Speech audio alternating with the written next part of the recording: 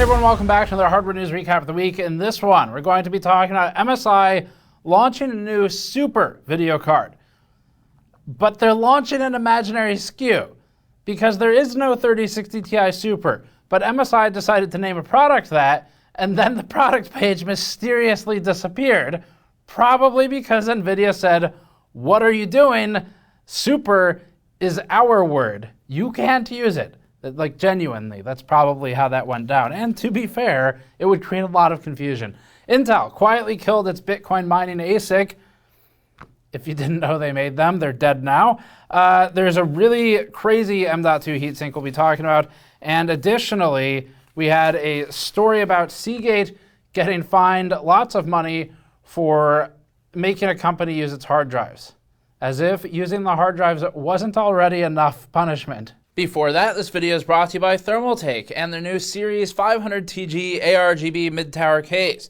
The Thermaltake Series case is perforated all on the front panel and the power supply shroud, including perforations on the cable side of the case for further ventilation to the PSU and hard drive chamber of the case. A separate access door for hard drives makes the case easy to work with for 3.5-inch storage, or the door can be swapped out for a separate LCD panel kit that displays system information. Other features include a GPU support kit, vertical mounting, and a hinged glass panel. Learn more at the link in the description below. Up first, MSI launches the new 3060 Ti Super, not Super. It's not that Super from NVIDIA, it's the MSI Super, which is the more generic one, not the trademarked for use in a video card one. This MSI 3060 Ti Super 3X is the new one. It's kind of been transient, it existed, and then it stopped existing simultaneously. And MSI is just using the word super by happenstance. The problem with this, obviously, is that it creates a lot of confusion for customers who end up thinking that this is some revised GPU core, because that's what the word super typically implies. It can be ascribed to memory as well, and there is a change there, but this isn't an NVIDIA SKU, and that's the confusing part. Now, you're supposed to assume incompetence before malice, and in the case of MSI, we are definitely okay assuming that. So they're launching their own 3060 Ti Super. It will probably be renamed. It has 8 GB of the faster GDDR6X instead of the normal GDDR6. The original 3060 Ti used that. To increase the confusion, unless NVIDIA itself is actually going to launch one of these and MSI jumped the gun, the cooler itself is obviously one of MSI's famed Suprim designs. SUPRIM, if you weren't aware. It even has the word printed on the backplate, but it's not called a Suprim anywhere on MSI's Hong Kong website. And that version of the website is the only place this card was posted, and actually now redirects to a 404 page. The page you're seeing now is a machine-translated screenshot from when it was still up. The embedded images were low resolution, so thanks to video cards for saving some of the originals. There's nothing particularly stand out about the Super 3X. It's roughly 3 slots thick. There's an extension above the PCIe bracket, and this GPU should only have a 225-watt TDP, so this massive cooling is likely unnecessary. We don't have any of the Supreme cards ourselves. Yes, I'll stop doing that. But to us, it seems like one of the more aesthetically grown-up designs, as low of a bar as that is right now. There's really no news here. There's no price, there's no launch date, and the page is gone. So the only thing we're really assuming at this point is that MSI got a phone call from NVIDIA about that whole super thing. Next one, Intel quietly killing its Bitcoin mining ASICs. If you don't recall, these were introduced very late in the most recent mining craze. The company had only just announced the new Bitcoin ASICs, as it is now announcing the end-of-life status for its first and possibly only generation of Bitcoin mining options in the Blockscale 1000 family. Intel, following this announcement, told Tom's Hardware that while it's putting these products into EOL, it plans to honor existing contracts and support customers who have bought the chips in the past. Orders can continue through October of 2023, with ship dates no later than April 2024. Intel didn't totally rule out the possibility of producing crypto mining hardware in the future, but killing a product line without announcing a successor is a pretty strong statement on its own. Now, Intel's primary advantage in this market would have been that it's a significantly larger force than the more boutique adjacent brands that have done Bitcoin mining ASICs and pre-builds, basically. And so Intel would bring relative stability from being a larger company, and possibly it would be able to offer a wider range of products with more segmentation. So for big mining companies that have been constrained by supply fluctuation especially, and by various tariffs, logistics, and even the value of Bitcoin itself, Intel could have been a mainstay option. But it's Intel, so they gave up instead. Hopefully they don't do that to Arc. While not as momentous as shuttering the entire business unit, this is just another step in Intel's overall strategy, where it is currently, and has been for some time now, scaling back its businesses. Ever since Pat Gelsinger took over as CEO, coming back to Intel, they've been scaling back on a lot of the sort of side quests and trying to just focus on what it is they're supposed to be doing, which Intel honestly really needed to do anyway. And killing this division does seems like a good use of resources to go elsewhere in the company. Up next, Thermalright starts with one hell of a statement from its newest marketing slide, and the statement is, "It's windy to get hot fast." That it is, Thermalright. Thermalright just launched a new M.2 heatsink with a fan and 4 heat pipes capable of dissipating acclaimed 45 watts of heat. High-end M.2 SSDs have been increasing their power consumption for a few years now, and the latest PCIe Gen 5 SSDs are only continuing that trend. Previously, we covered Aorus's first Gen 5 M.2 SSD and remarked at how large the cooler was for that one. This new HR10-2280 Pro from Thermalright is similar to that, but even more intense. It has a total of 4 5mm heat pipes, 5mm here being a little bit smaller than the average you see on a tower cooler. It runs 2 heat pipes from either end. They bend up into an aluminum fin stack with a dedicated fan in the center. This isn't the first M.2 cooler on the market with a fan, but it's the first we've seen to implement it quite like this. It's embedded in the fin stack in a way that's flush with the surrounding fins and doesn't increase the thickness of the cooler. That means the fan is only pushing through a third or so of the total fin area. Even though packaging it in this way makes it tidy and relatively small, it probably is giving up some of the cooling potential as a result. But it's also got motherboard choice problems anyway, because motherboard choice here is going to matter a lot if you're using an M.2 slot right above your GPU, for example, like the first PCIe slot being too close to top M.2.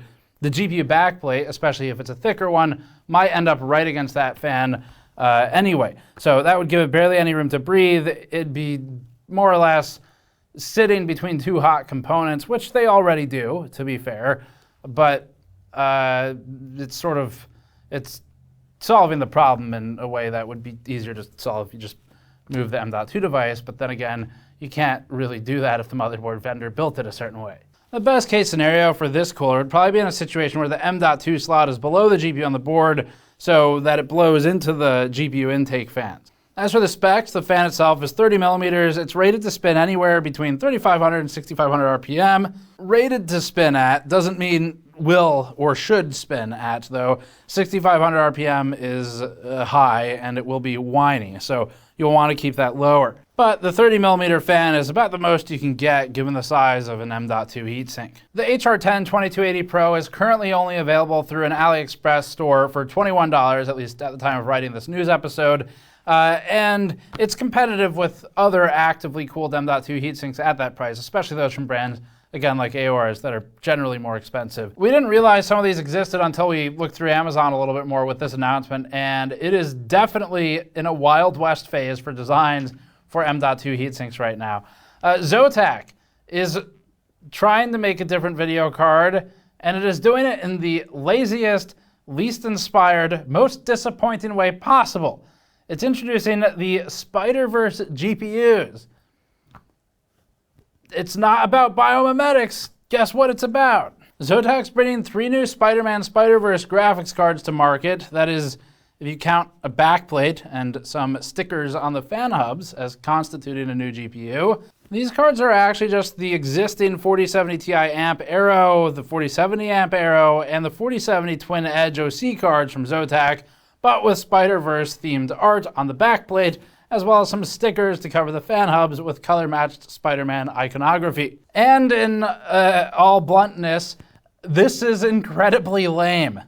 Very disappointing. We've been pushing for companies for a while now to do more interesting brand collaborations, or at least explore their own brand identity outside of the usual black and red gamer card. So Yeston, as we keep bringing up, does that. And now we've just seen that Maxon is trying to do that as well.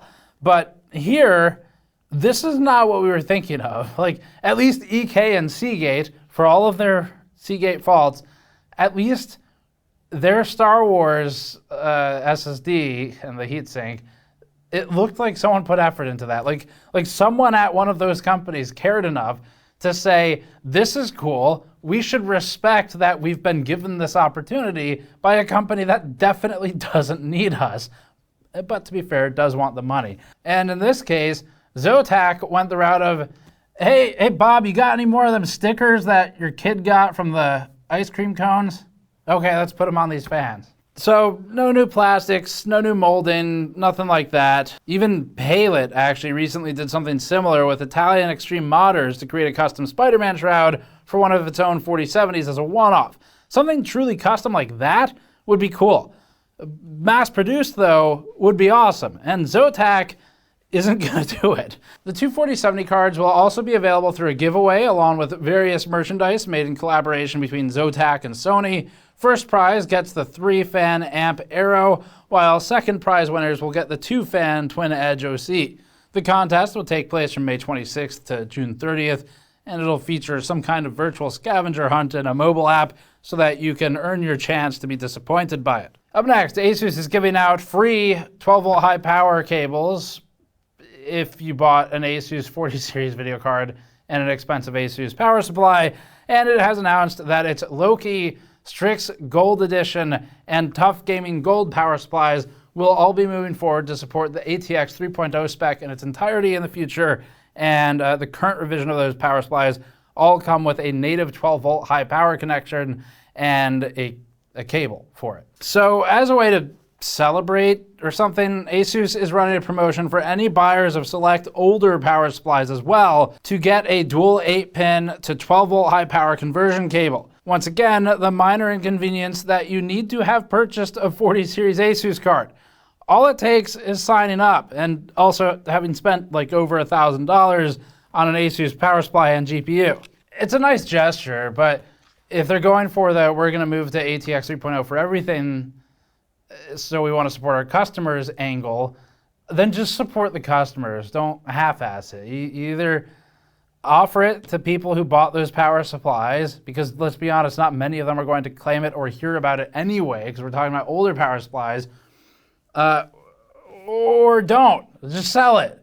Because saying you need to have specifically an ASUS 40 series card when you could buy a power supply and use it with any 40 series video card, it just feels like they're stopping a quarter of the way. Next one, Seagate. So Seagate got fined. They are the famous manufacturer of self-destructing hard drives, if you didn't know. Not in the sense of like blowing up, but in the sense of they fail a lot, and frequently we've moved on from Seagate drives after the last couple. Never lost any data, but only because we were properly storing it. So recently Seagate got hit with a $300 million civil penalty, and once again, it's not because people have been misfortunate enough to use their hard drives. A little bit of a grudge. We've had a hard time with them. But for the treasonous act, apparently, of selling 7.4 million of their drives to Huawei. The real story is that Seagate sold these drives to Huawei without authorization from the US government, resulting in a fine handed down by the US Commerce Department for violating export laws. Bloomberg reported that the $300 million nullifies 1/4 of net income, and Seagate says that it will pay that fine quarterly for the next 5 years. The fine is a result of the prohibition against American companies working with Huawei specifically in any capacity without a specific waiver from the government. Last up is a unique Acer pre-built. This is one that is actually worth talking about. Not sure how good it's going to be yet, but it looks like maybe one we'll be trying to get in the future. So Acer's newest marketing language opens up pretty strong. They say, set power to stun. I had to double check the script to make sure, but that is actually what they said. Acer, that's not how that quote works.